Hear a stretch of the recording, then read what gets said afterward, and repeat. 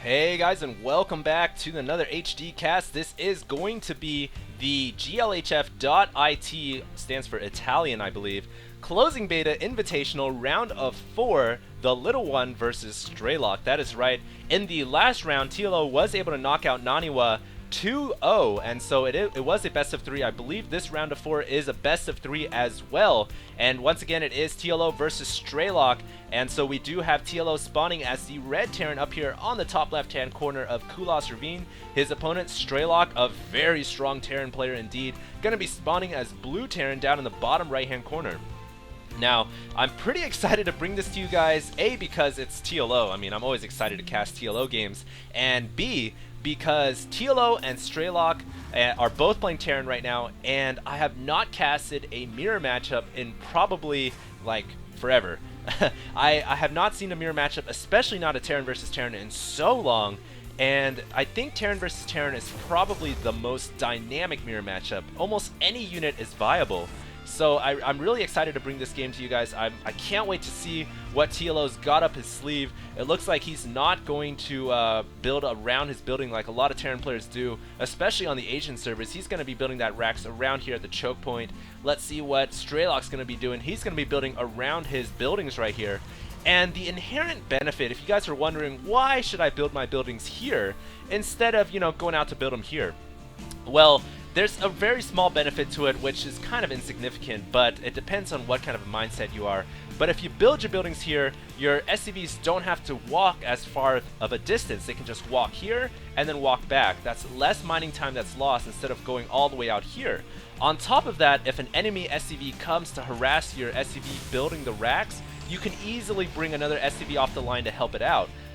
Before, if with their 45 HP, if you build it out over here, then you've got to pull a bunch of SCVs to go help them out, and so that's just a small little benefit. And on top of that, because it's a Terran versus Terran, you don't have to worry too much about walling in. The earliest threat that's going to be coming is possibly some Marines, maybe a bunker rush, but in all honesty, a wall off isn't going to save you against that anyways.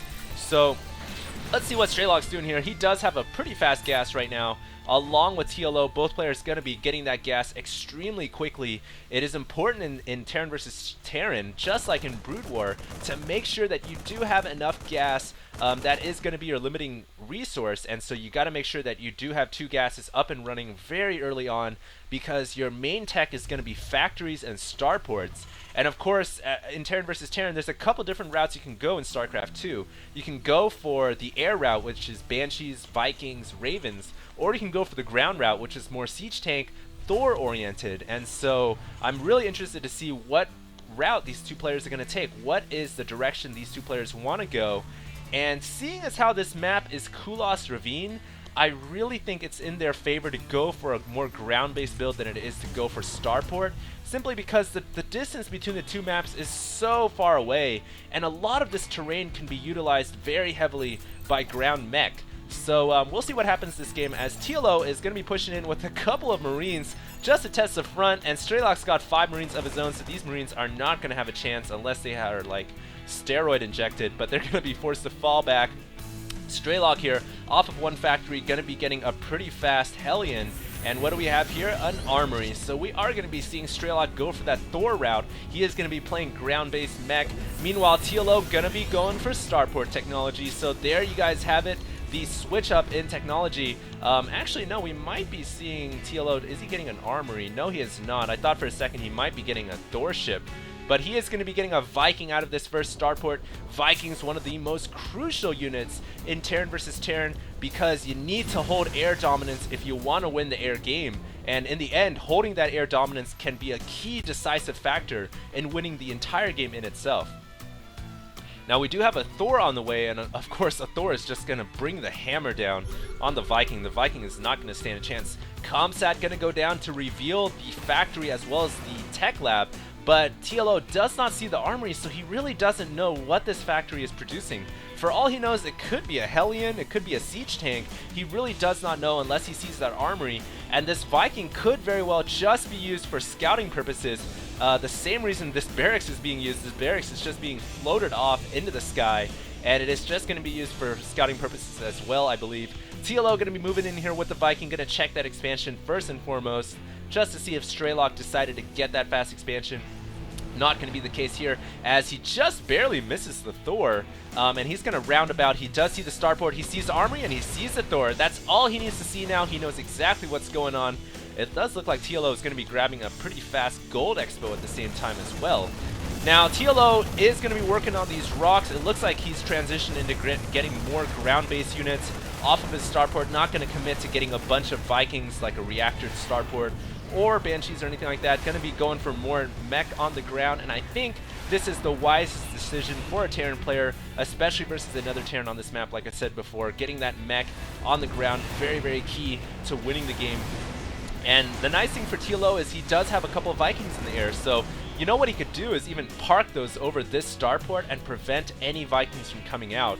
And I'd like to see him do that really to maintain his air superiority without having to invest in more Vikings. Strelok is still getting this expansion up here at the 3 o'clock, and meanwhile TLO is just getting his command center up. He's probably going to float off and take this expansion up here, indicated by the fact that he is getting these 2 geysers up.